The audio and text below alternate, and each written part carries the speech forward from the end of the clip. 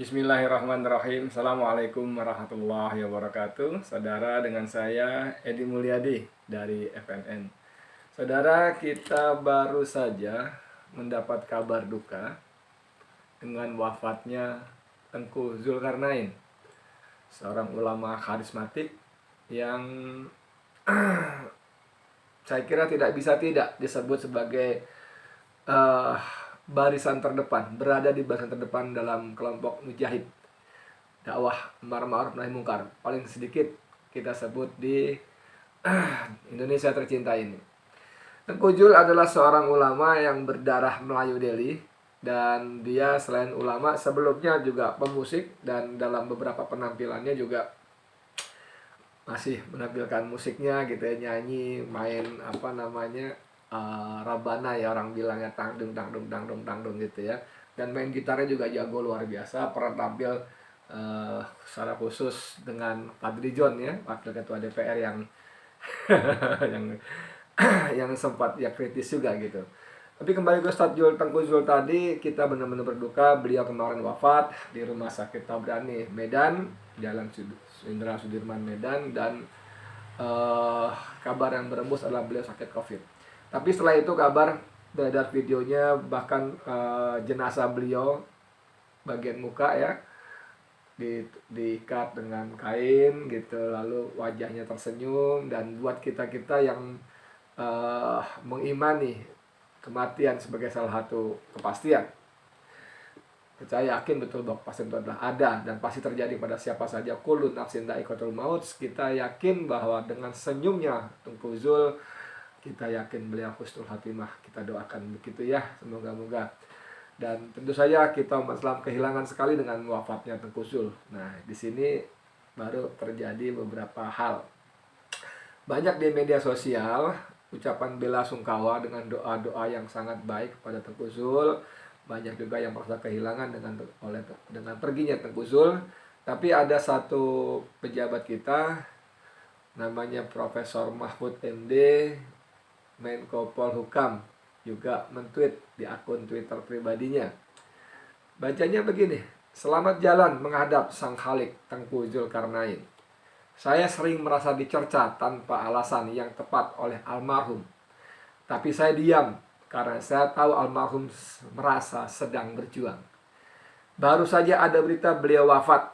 Saya sudah rindu kepadanya. Semoga Allah mengampuni dan memberi surganya." Saudara, kalimatnya Anda simak baik-baik. Saya baca ulang. "Selamat jalan menghadap Sang Khalik Tengku Zulkarnain.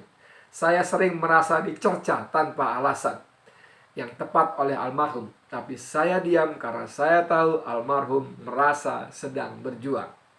Baru saja ada berita beliau wafat. Saya rindu kepadanya. Semoga Allah mengampuni dan memberi surganya."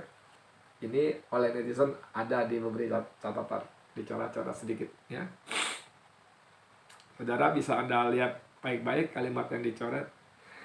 Nah, saudara, bagaimana kita menyikapi seorang tokoh santri ya, Profesor Mahfud MD itu dari Surabaya.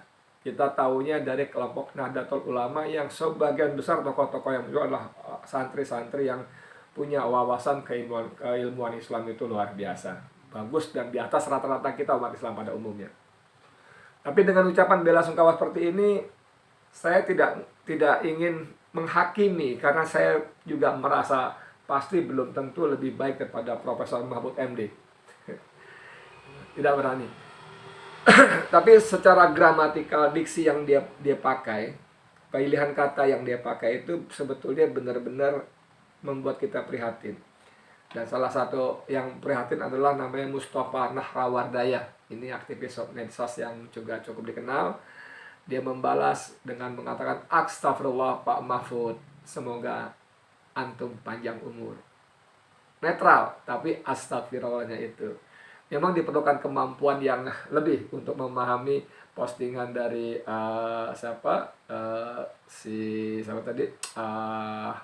Mustafa Nahrawardaya ya. "Astagfirullah Pak Mahfud, semoga antum panjang umur." Nah, di atas ya, bawahnya kutipan screenshot atau apalah namanya, ucapan bela sungkawa dari Mahfud MD. Kemudian di bawahnya ada dari Al-Kausar Al-Ka. Ini seru sekali. Dia mengatakan, kemana adabmu Prof? Hingga seperti itu ucapan Anda. Kemana adabmu Prof? Hingga seperti itu ucapan Anda. Kemana hilang bijakmu? Hingga saat orang sudah meninggal pun kau begitu ucapanmu. Aduh. Lalu ada Hendra Prihardana mengatakan, Pak Mahfud tahu almarhum sedang berjuang menegakkan keadilan. Insya Allah Pak Mahfud dapat hidayah dan bisa berjuang menegakkan keadilan. Ayo lanjutin lagi tarawihnya Pak. Nah, ada nyindir-nyindirnya.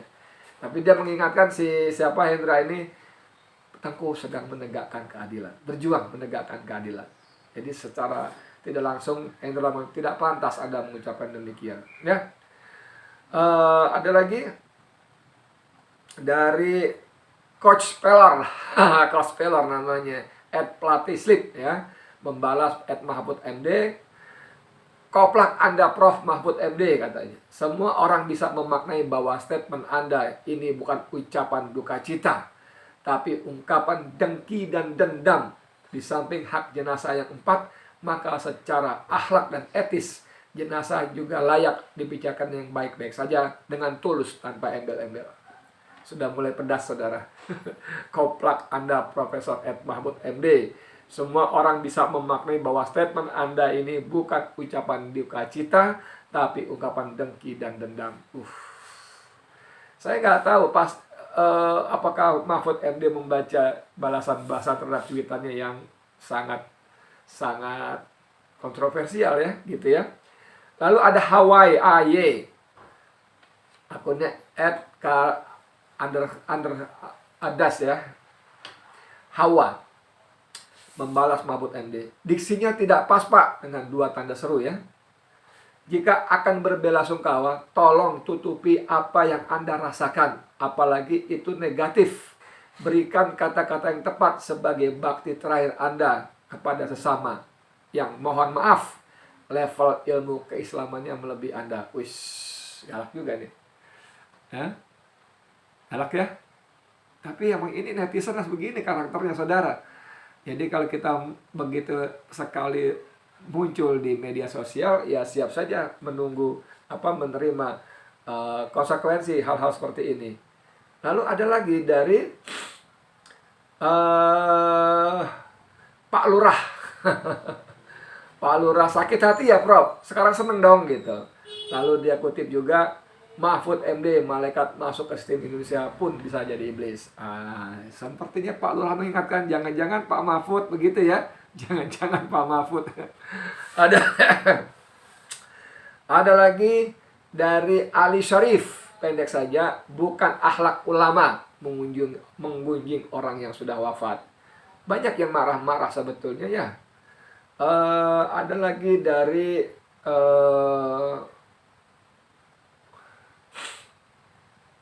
apa lagi nih ya?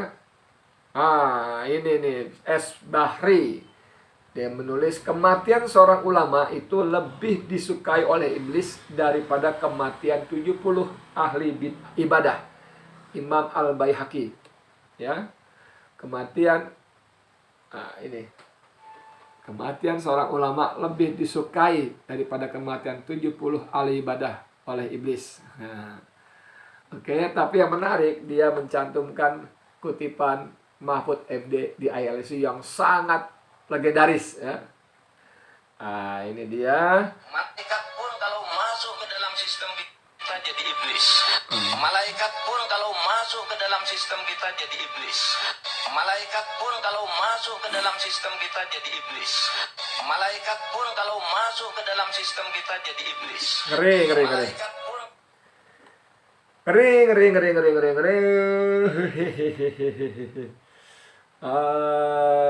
Ini dari Iqbal Rizaldi dengan bahasa Jawa yang khas ya. Cangkeme dijogo karo wong sing wis sedo. Urusan dunia ae sek digowo-gowo. Cangkeme. Lalu di bawahnya stres Iqbal, wong wis mati kok dicek dicelatu. Ngomong Jawa. Cangkeme. Ini saya terjemahin ya. Cangkeme dijogo, mulutnya dijaga karo wong wong sing wis sedo kepada orang yang sudah meninggal. Jadi mulutmu dijaga pada orang yang sudah meninggal. Urusan dunia aesek di kowo-kowo. Urusan dunia kok masih dibawa-bawa ya. Aduh, Pak Mahfud. Nih ada Pak D Gondrong. Ini Pak D Gondrong ini nohok sekali ya. Dia begini nulisnya. Astagfirullah. Bagaimana perasaan anak istri Anda ketika Anda meninggal nanti? Orang berkata, saya sering mendengar Mahmud MD berargumentasi seenak perutnya. Saya hanya diam dan ketawa karena tahu dia butuh makan. Sekarang hilang satu orang yang membuat saya bisa tertawa. Ini galak ya Pak D Gondrong ya. Aduh, dia mengibaratkan kalau nanti Mahmud meninggal, gimana perasaan anak istrinya. Kalau ada mengatakan gitu kan, Mahmud ngomong saya anak sendiri, tapi saya maklum karena saya cari makan. Aduh, ngeri.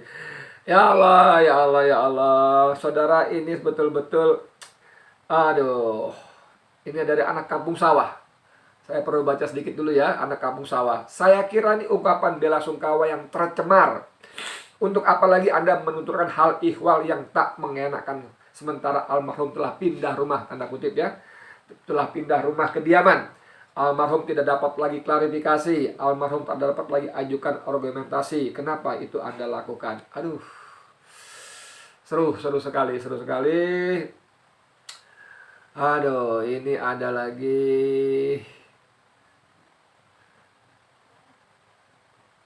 Ini ada Tanra Alam. Prof, jika merasa rindu aja, tidak perlu disebut beliau mencerca. Indahnya merindu jadi berkurang. Wow.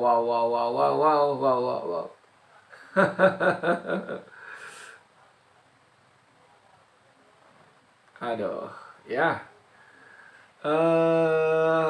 Ini ada lagi. Gini. Nah, miracle ini seru juga ya. Beliau makan dengan keringatnya sendiri. Sedangkan Bapak Muhammad Mahfud makan dari uang rakyat. Pastinya salah satunya uang Gurunda Tengku Ijul. Beliau sampaikan kritik adalah haknya sebagai rakyat. Sedangkan Bapak makan dari gaji yang diberikan rakyat. Kapan kami dapat contoh yang baik dari pejabat? Ngeri. Nah saudara, saya ada satu tulisan pendek yang beredar di media-media sosial. Justru dari orang yang non-muslim juga. Nah ini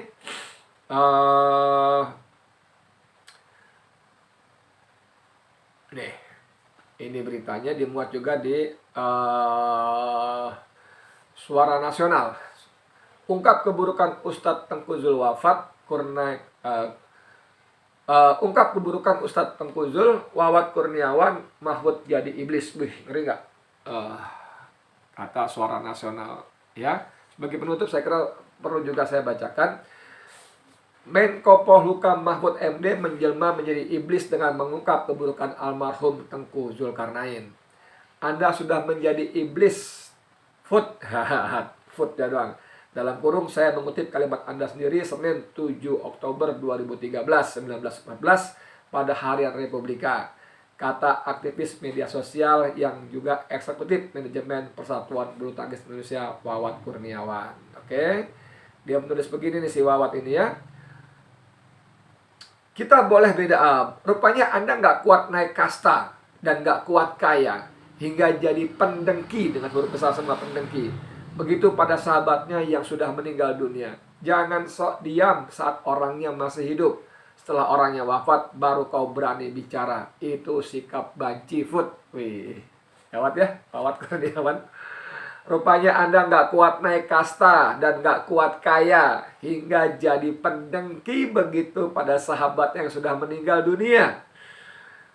Jangan sok diam saat orangnya masih hidup. Setelah orangnya wafat baru kau berani bicara seperti itu. Sikap banci food. Lalu ditambahkan, kita boleh berbeda pilihan dan beda sikap politik, namun jangan kita membanci pribadi seorang manusia, apalagi yang sudah meninggal. Karena Anda juga belum tentu lebih berkualitas dan berjasa dalam hidup ini. Kita berbeda agama saja masih bisa bersahabat, juga tetap bersaudara. Mana lebih tinggi dan kuasa, Tuhanmu atau politik? Hingga karena berbeda pilihan politik, Anda sudah demikian jahatnya pada saudara seiman. Oh ya, Wawat ini bukan Islam. Wawat ini seorang etnis Tionghoa, Cina ya, dan beragama bukan Islam, tapi dia sanggup berkata begini kepada Mahfud MD. Saudara, sekali lagi Tengku Zul itu ulama yang istiqomah, lurus, insya Allah lurus. Beliau tidak lelah-lelah berdakwah dalam menegakkan kebenaran. Ada satu video pendek yang membuat kita merinding. Beliau mengatakan bahwa dia sudah berkeliling banyak tempat, banyak negara, banyak daerah dalam rangka berdakwah. Dan dia menemukan tempat yang paling indah itu Kashmir dan kampung halamannya, Sumatera Barat. Ya, cuman beliau katakan kalau di Kashmir ada salju, di Sumatera Barat tidak. Tapi indah sekali. Tapi yang saya mau sampaikan bukan itu, bahwa dia mengatakan bahwa dia keliling banyak tempat itu untuk berdakwah, dan setiap muslim seharusnya pergi jalan-jalan itu bukan untuk jalan-jalan, tapi untuk berdakwah. Pergi sengaja keluar uang untuk bukan jalan-jalan, untuk bukan berwisata, tapi untuk berdakwah. Di tempat lain baru dia juga menikmati indahnya pemandangan dan sebagainya. Dan dia mengatakan lagi, setiap muslim harus selalu berdakwah, hidup dan dalam dakwah, mulia karena dakwah, dan mati mulia dengan dakwah. Dasar Tengku Zulkarnain. Tengku, kami kehilangan Anda. Kami sangat kehilangan Anda. Salah seorang tokoh ulama yang lurus, istiqomah, dan tidak pernah berhenti berjuang menegakkan amar ma'ruf nahi munkar. Dan kami percaya, kami yakin, kami berdoa bahwa Allah menyediakan tempat yang terbaik untuk engkau di sisinya, di surga terbaiknya. Insya Allah, amin. Doakan kami tetap istiqomah dalam perjuangan dakwah. Assalamualaikum warahmatullahi wabarakatuh.